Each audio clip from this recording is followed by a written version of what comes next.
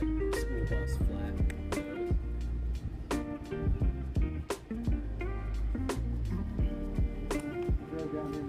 You got an opportunity to look around the rest of the museum? Oh, I've got a membership. I've been in there before. Great. Okay. I haven't been here for about a year. Very good. All right. Well, thank you so much. All right. Hop on in. Thank you.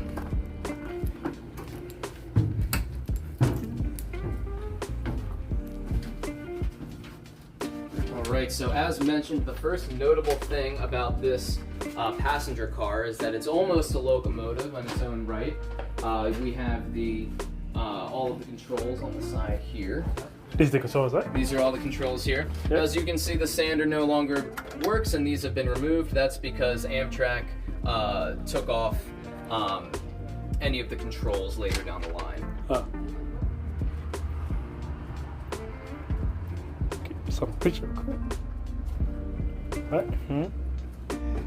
I'm sorry, you know, it was not, it was either CSX or the B&O that made the modification. It was not Amtrak.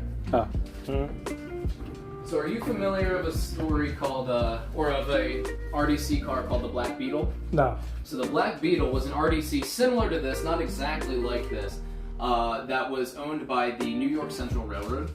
The two engineers for that railroad put two excess jet engines on top of the car and sent it flying down the tracks at 183.85 miles per hour. That is the fastest that any piece of rolling stock has ever gone on a railroad, or at least it had been at the time.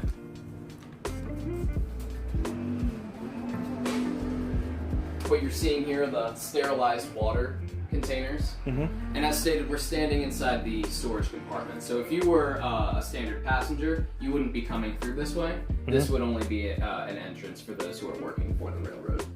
So they bring the stuff into this door, right? Yep, that's right. They could open this and they could throw in the bags and everything like that.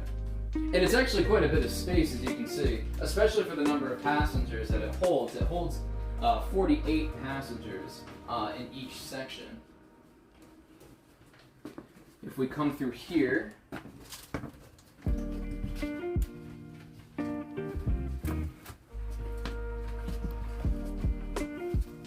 we'll see the second thing that makes this car so remarkable, which is the kitchen. So from the outside, you saw those vents.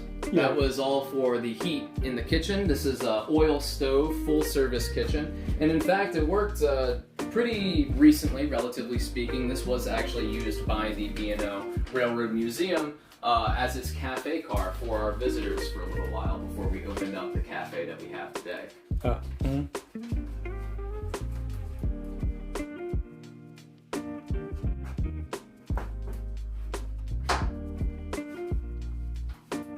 So how long was this train used into? So this was ordered in 1949, just after World War II, and it was used on the Daylight Speedliner, which was a long-distance service train between Philadelphia and Pennsylvania. It started servicing that in 1963. No, I'm so sorry. That service was discontinued in 1963. So from 1949 to 1963, it worked the Daylight Speedliner between between Pittsburgh and Philadelphia. And then in 1963, that line was closed. The reason it was closed is because the railroads could simply no longer compete with automobiles and airliners at that time. That was now the main way of traveling.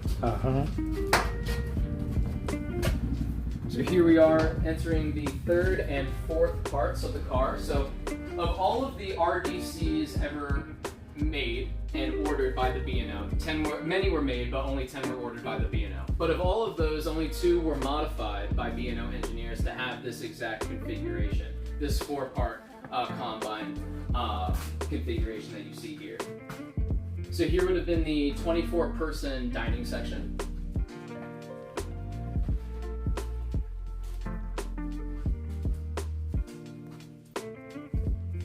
Here we see the 24 standard seating section.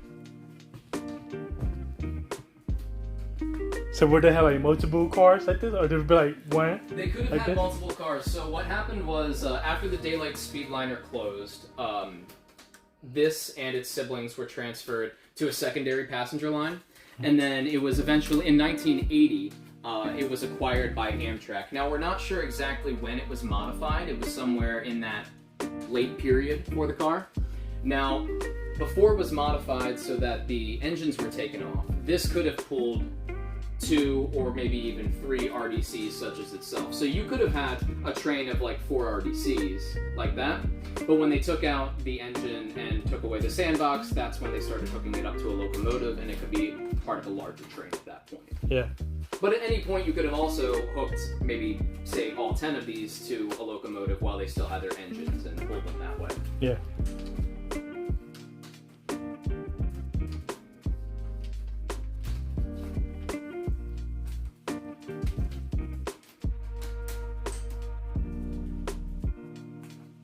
That's cool. Yeah. Yeah. Now, one thing that you'll notice over here. It's like, yeah. Oh, yes, let's go back here. Here we have our restroom.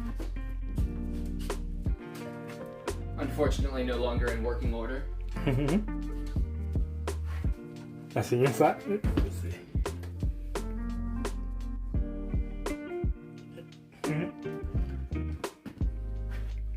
So the passengers are coming in this way. Yep, that would have been the entrance for the passengers. And you can see here that there's also a threshold between each car, so they would have been able to move between each car very comfortably. Yeah. All right.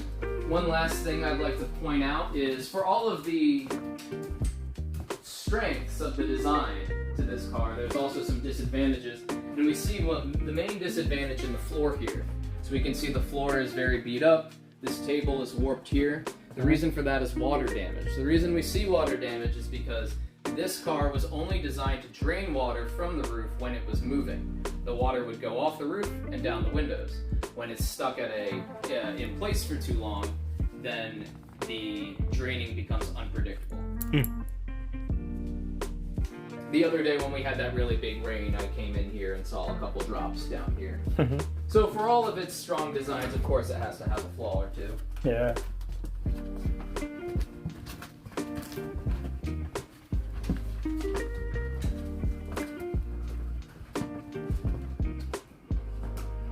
All right, now So you you- got any questions for me? Yeah, one more question. So you mentioned it was multiple cars like this. They're like the same design. There were there were multiple RDC cars that had a very similar design. Yeah. The B&O had 10 of them. Oh. Of those 10, only 2 were modified to this exact design. Okay. So So this you, is so you mentioned people can go across, but people can't come in here. So right. That's I wonder how correct. they go back and forth.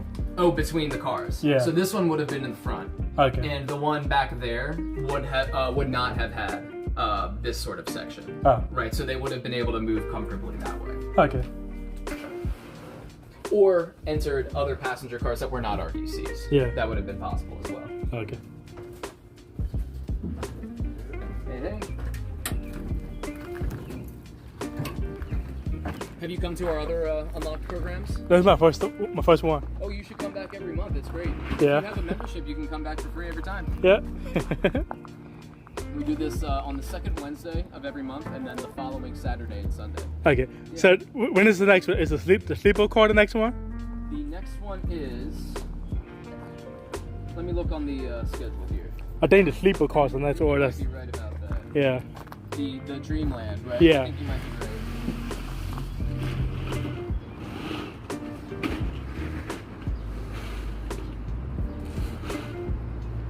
That one's very neat. Yeah. I want to do And that that one. one will show you a very different perspective on the passenger experience. Yeah. Let's see.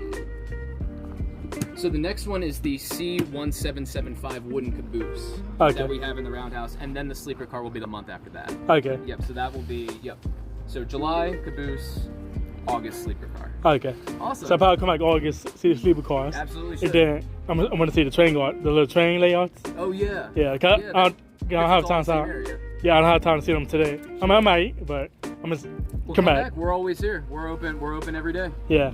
All right. Thank you. Well, it was really nice meeting you. You too.